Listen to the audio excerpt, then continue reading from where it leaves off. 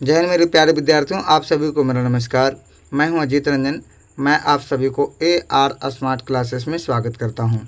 आज के इस क्लास में हम लोग एक सीरीज स्टार्ट करने जा रहे हैं जिसका नाम है तेजाब सीरीज। और आप अगर साइंस से संबंधित कोई भी टॉपिक नहीं पढ़े, कुछ भी नहीं पढ़े हो, तो बिल्कुल आप हमारे तेजाब सीरीज से जुड़िए और उसके बाद में हम आप लोगों को बारीकी से सारी चीज़ों को समझाने का काम करेंगे और साइंस में 100% स्कोर दिलाने का काम करेंगे। यहाँ पे आप लोग लिखे हुए देख पा रहे होंगे, ध्यान दीजिएगा आप सभी लोग। इस तेजाब सीरीज नामक क्लास के माध्यम से मैं अजीत रंजन आप सभी प्यारे भाई बहन एवं विद्यार्थियों को वचन देता हूं कि साइंस का डर बिल्कुल ख़त्म कर देंगे और मैं उस लायक बनाकर छोड़ूंगा कि आप एग्ज़ाम में फुल स्कोर कर सके। यहाँ पे समझिएगा, आगे आप लोगों को लिखा हुआ इसमें शॉर्ट आंसर टाइप क्वेश्चन और आप लोगों को बता दे वन लाइनर फॉर्म में अभी हम यहाँ पे बात करेंगे वन लाइनर फॉर्म में। तो यहाँ पे बताया गया short answer type question SATQ मतलब शॉर्ट आंसर टाइप क्वेश्चन का वर्णन किया गया है जो कम समय में इम्पोर्टेंट क्वेश्चन के साथ स्कोरिंग पॉइंट भी बताया गया है। बहुत कम समय में ज़्यादा टाइम को बिना वेस्ट किए हुए हम यहाँ पे क्या करेंगे, ज़्यादा टाइम आपको यहाँ पे बर्बाद नहीं करेंगे और बहुत ही कम समय में आप लोगों को इन सभी चीज़ों को जो आप लोगों को ज़रूरी की चीज़ें हैं, है ना, जो आपको स्कोर करवाएं, उन सभी चीज़ों को यहाँ पे हम बात करेंगे और वन लाइनर फॉर्म में। तो चीज़ों को ध्यान से समझने का काम करेंगे। आज हम स्टार्ट करने वाले फिजिक्स। क्या स्टार्ट करने वाले? फिजिक्स, है ना। फिजिक्स में आप लोगों को पहला अध्याय जो है ना, फिजिक्स में आप लोगों को पहला अध्याय जो है यानी पार्ट नंबर 1 हम बात कर रहे हैं। पार्ट नंबर 1 की चर्चा कर रहे हैं। अब पार्ट नंबर 1 में आपका पहला अध्याय का जो नाम है, ये आपका अध्याय है प्रकाश प्रवर्तन एवं अपवर्तन। और यहाँ पे हम प्रकाश का प्रवर्तन की चर्चा करेंगे, अपवर्तन इसके बाद में करेंगे। तो बिल्कुल ध्यान से समझने का काम करेंगे। हम आपको याद करवाने की भी यहाँ पे जिम्मेवारी लेते हैं, कैसे आप इसको याद कर सकेंगे। ध्यान दीजिएगा। अब हम करते हैं क्लास को स्टार्ट। बिल्कुल ध्यान से समझते हुए चलेंगे आप सभी लोग। सबसे पहला पॉइंट लिखा हुआ है, प्रकाश एक प्रकार का ऊर्जा है। अगर आप इसका कॉन्सेप्ट देखना चाहेंगे तो आप हमारे व्हाट्सएप ग्रुप से जाकर के जुड़ेंगे, जो मैंने आपको नंबर ऊपर इस PDF में शो कर रखा था, उसमें आप जाकर के आप मैसेज करेंगे और हमारे व्हाट्सएप ग्रुप से जुड़ेंगे, जिससे कि आपको सारे के सारे प्लेलिस्ट में आपको शेयर कर सकूं और सारी चीज़ों कॉन्सेप्ट के सहित आप यहाँ पे देख पाएंगे। क्या देख पा रहे हैं आप यहाँ पे? पहला पॉइंट मैंने आपको बताया, प्रकाश एक प्रकार का ऊर्जा है। प्रकाश के बारे में अगर पूछा जाएगा, प्रकाश एक प्रकार का है, तो आपको बताना प्रकाश एक प्रकार का ऊर्जा है। इस पॉइंट को आपको ध्यान रखना होगा। प्रकाश वह बाह्य कारक है जिसके उपस्थिति में हम किसी वस्तु को देख पाते, यानी एक ऊर्जा का एक रूप है। प्रकाश ऊर्जा का एक रूप है। आगे ध्यान देंगे, 2 नंबर पॉइंट आपको क्या लिखा हुआ, प्रकाश हमेशा सीधी रेखा में गमन करता है। इस बात को ध्यान रखेंगे, क्वेश्चन पूछा गया है, प्रकाश गमन करता है, तो आपको बताना सीधी रेखा में। नेक्स्ट आप लोग अगला भी ध्यान रखेंगे, ये भी आपको क्वेश्चन पूछा जा चुका है, प्रकाश एक तरंग है। तो कैसी तरंग है? तो कहेंगे सर विद्युत चुंबकीय तरंग। प्रकाश एक विद्युत चुंबकीय तरंग भी है। प्रकाश जो है विद्युत चुंबकीय तरंग भी है। ध्यान देंगे। अगला पॉइंट आप लोगों को ध्यान देना है, यहाँ पे बताया गया रोमर ने सर्वप्रथम 1676 ईस्वी में, कब बाबू? रोमर नामक एक व्यक्ति थे जिन्होंने 1676 ईस्वी में निर्वात, आप कहेंगे सर क्या होता है निर्वात? निर्वात वैसे स्थान को कहा जाता है जहाँ पे वायु रहित हो, जहाँ पे वायु तक भी ना हो, है ना। तो निर्वात में प्रकाश के वेग का पता लगाया सर्वप्रथम प्रकाश के जो चाल है, वेग है, उसको पता लगाने वाले व्यक्ति कौन था? तो आपको ध्यान रखना है, रोमर नामक व्यक्ति थे। कौन थे? रोमर नामक व्यक्ति थे, जिन्होंने प्रकाश के चाल बताया 3 × 10⁸ मीटर प्रति सेकंड। इस बात को भी ध्यान रखेंगे। प्रकाश के चाल जो है निर्वात में सबसे पहले किसने बताया था? तो रोमर बताए थे। कौन बताए थे? रोमर बताए थे। और इस बात को भी आपको ध्यान रखना है कि रोमर ने 1676 ईस्वी में इसकी जानकारी दी थी, जो कि कितना बताया था, 3 × 10⁻8 मीटर प्रति सेकंड लगभग। इस बात को ध्यान रखना होगा। अब हम बात करते हैं अगला टॉपिक। अगला जो है आप लोगों के पास, न्यूटन के अनुसार प्रकाश कणों से मिलकर बना है। न्यूटन साहब ने बताया कि प्रकाश जो है कणों से मिलकर बना है। न्यूटन साहब बताए थे प्रकाश जो है कणों से मिलकर बना है, जिन्हें कणिका के नाम से जाना जाता है, जिन्हें कणिका के नाम से जाना जाता है। ये न्यूटन का क्या है, न्यूटन की अनुमति है। अब यहाँ पे ध्यान रखेंगे, हाइजेन के अनुसार, एक और व्यक्ति थे, हाइजेन के अनुसार प्रकाश क्या है, तरंग है। हाइजेन ने ही बताया था कि प्रकाश एक प्रकार का क्या है, तरंग है। वो भी कौन तरंग है, तो विद्युत चुंबकीय तरंग है। ध्यान रखेंगे इस बात को। अगला पॉइंट आप लोग ध्यान रखेंगे, आधुनिक विचारधारा के अनुसार।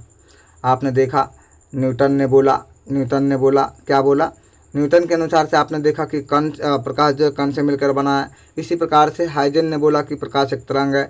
तो आधुनिक विचारधारा के अनुसार प्रकाश कण और तरंग दोनों है।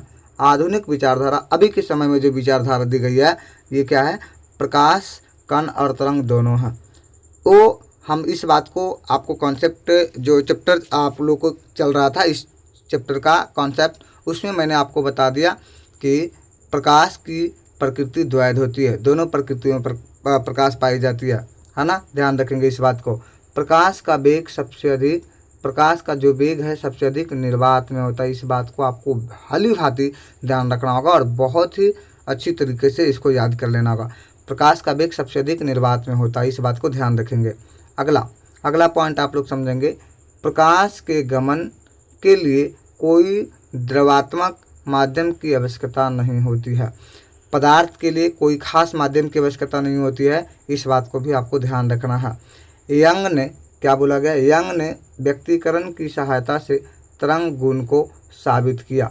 यंग नामक जो वैज्ञानिक थे, इन्होंने व्यक्तीकरण की सहायता से तरंग गुण को साबित किया कि कैसे प्रकाश एक तरंग है। इस बात को सबसे पहले साबित करने का काम यंग नामक व्यक्ति ने किए थे, यंग नामक वैज्ञानिक ने किए थे। 1905 ईस्वी में आइंस्टीन ने प्रकाश वैद्युत प्रभाव की व्याख्या की। इस बात को भी ध्यान रखना, प्रकाश वैद्युत प्रभाव की व्याख्या करने वाले व्यक्ति कौन थे, यंग थे। कॉन्सेप्ट पढ़नी है तो आप लोग को हमारे व्हाट्सएप ग्रुप में जुड़ना है, जो व्हाट्सएप नंबर आप लोगों को ऊपर दी गई है, या फिर AR स्मार्ट क्लासेस को फॉलो करना है। AR smart classes YouTube channel को फॉलो करेंगे, वहाँ से आप लोगों को सारे के सारे चीज़ों का नोटिफिकेशन दी गई है ना, और आप लोगों को हर एक क्लास का नोटिफिकेशन दी जाती है। तो इस चैनल को जितना जल्दी हो सके ज़्यादा से ज़्यादा लोगों तक पहुँचाएँ, और साथ ही साथ आप इसको फॉलो भी करेंगे। ध्यान दीजिएगा। नेक्स्ट टॉपिक आप लोगों के पास यहाँ पे दिखाई दे रहा, क्या बोला गया, आइंस्टीन ने प्रकाश वैद्युत प्रभाव की व्याख्या की।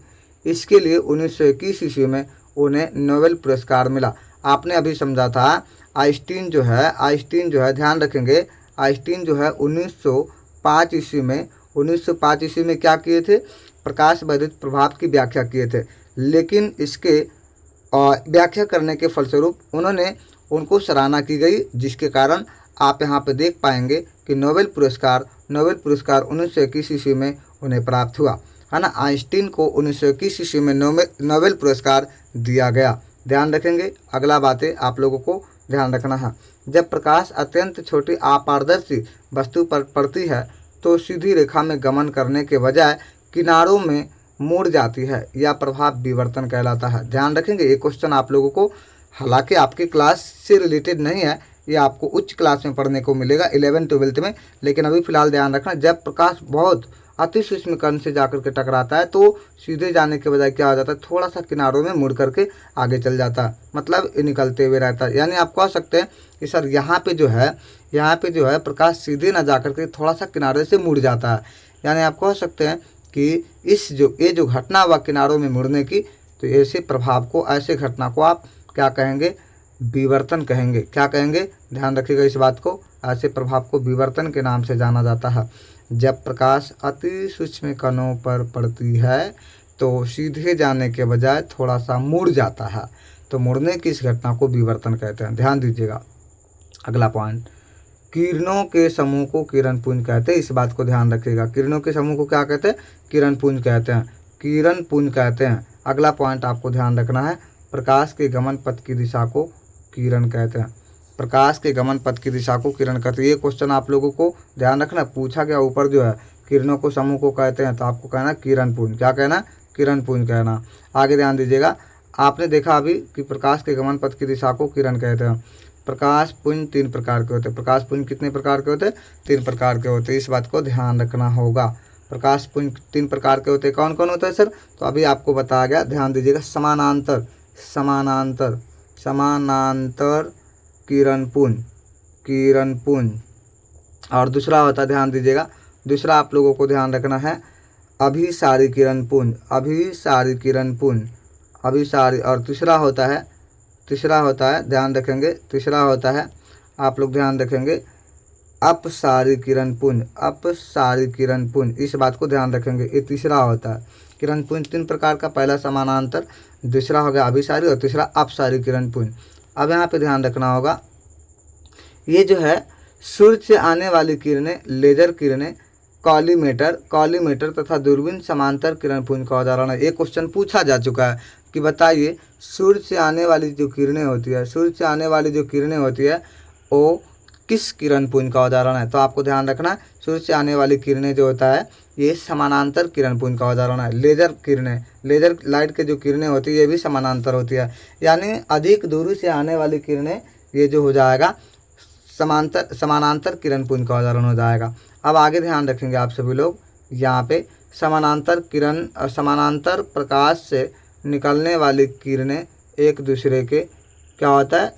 समांतर होती है, एक दूसरे के समांतर होती है। समानांतर प्रकाश पुंज निकलने वाली किरणें जो होती है, समानांतर प्रकाश पुंज से निकलने वाली जो किरणें होती है एक दूसरे के समांतर होती है। मतलब इस प्रकार से, इस गति से जा रहा है, ये दूसरा भी इस गति से जाएगा, मतलब एक दूसरे के समांतर जाएगा। दोनों के लंबवत दूरी जो होगा बिल्कुल समान होगा, हमेशा के लिए समान होगा, यानी समानांतर किरण पुंज एक दूसरे के समांतर होती है। इस बात को ध्यान रखेंगे।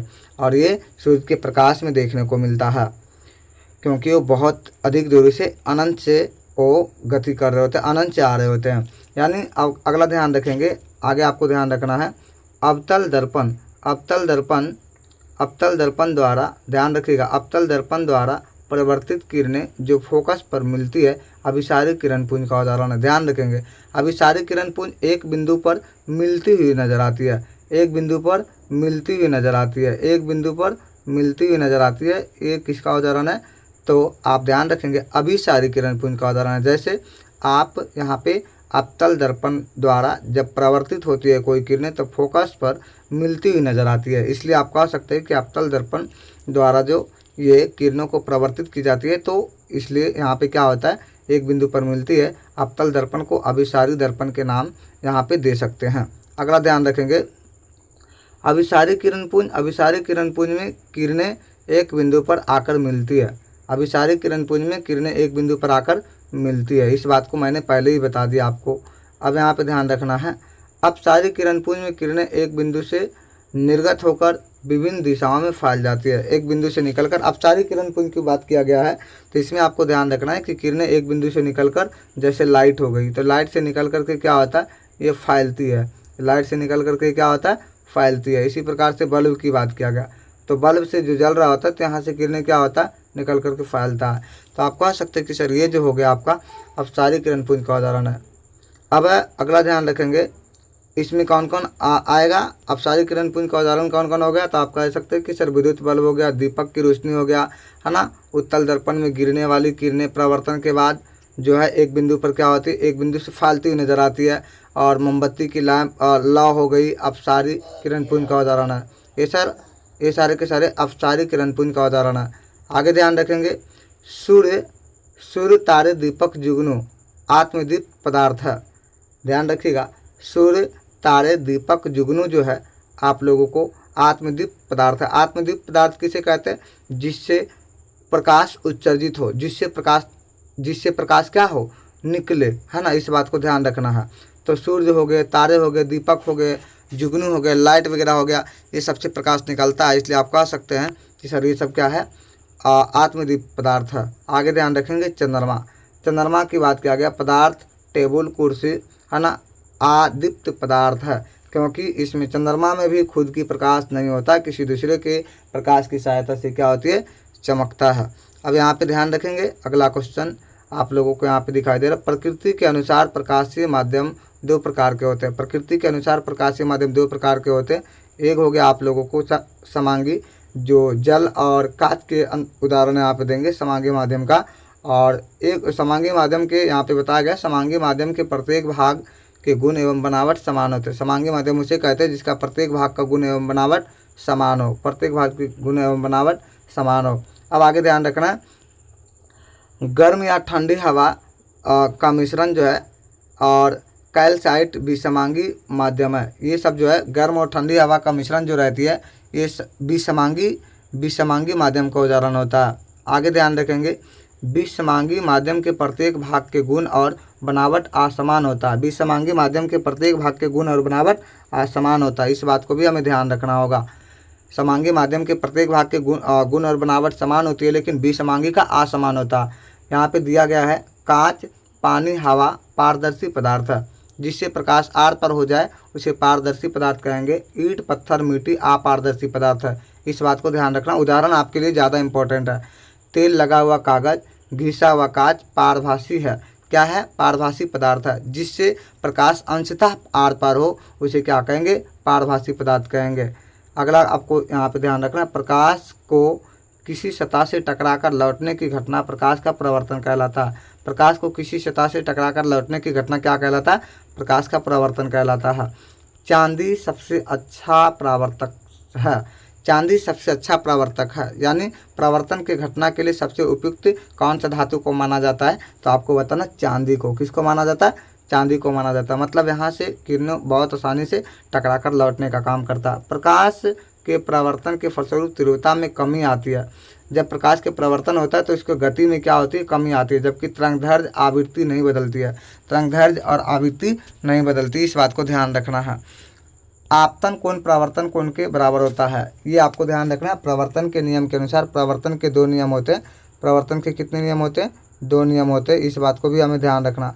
प्रवर्तन के दो नियम होते हैं, ये इंपॉर्टेंट चीज़ है, आपको यहाँ पे हम बता देते हैं। प्रवर्तन, प्रकाश के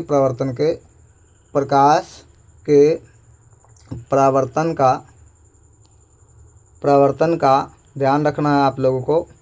दो नियम होते हैं, दो नियम होते हैं। कौन कौन होते हैं सर, यहाँ पे ध्यान दीजिएगा। प्रकाश के प्रवर्तन के दो नियम कौन कौन होते हैं, पहला मैंने आपको बताया, क्या बताया, आपतन कोण परावर्तन कोण के बराबर होता है। पहला नियम, प्रकाश के प्रवर्तन के दो नियम, पहला होता है आपतन कोण परावर्तन कोण के बराबर।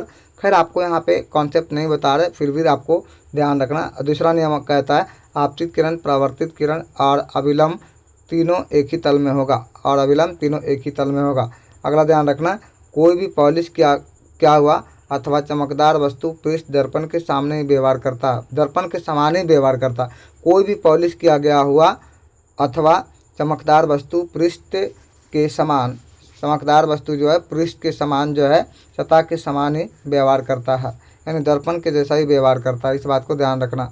अगला पॉइंट आपको बताया गया, सभी प्रकार के प्रवर्तन पृष्ठ प्रवर्तन के नियम का पालन करता है। जो भी प्रवर्तन पृष्ठ है वो प्रवर्तन के नियम का पालन करता है। अगला आप लोग को ध्यान रखना, दर्पणों पर चांदी, ध्यान रखिएगा, दर्पणों पर क्या बोला गया, दर्पणों पर चांदी यानी सिल्वर नाइट्रेट AgNO3, इस बात को ध्यान रखिएगा। दर्पण के पीछे की ओर कलाई की जाती है, रचित की जाती है, पॉलिश की जाती है, वो क्या होता है, किसकी पॉलिश की जाती है, तो कहेंगे सर चांदी की, यानी सिल्वर नाइट्रेट की। क्यों, क्योंकि सिल्वर नाइट्रेट जो है, चांदी जो है अच्छा प्रवर्तक है, अच्छा प्रवर्तक सतह है, अच्छा प्रवर्तक का उदाहरण है ना, तो इस बात को ध्यान रखेंगे। दर्पण के पीछे की ओर AgNO3 की कलाई की जाती है। तो आज की इस क्लास में हम इतना ही रहने देते हैं। अब अगला क्लास अगर आप लोगों को ये वीडियो पसंद आया हो, आपको कुछ सीखने को मिला हो, तो ज़्यादा से ज़्यादा बच्चे तक पहुंचाएंगे, और जिससे कि आप लोगों को भी उन सभी बच्चों, आपकी वजह से उन सभी बच्चों को भी लाभ मिल पाएगा। तो आज की इस क्लास को इतना ही रहने देते हैं। जय हिंद।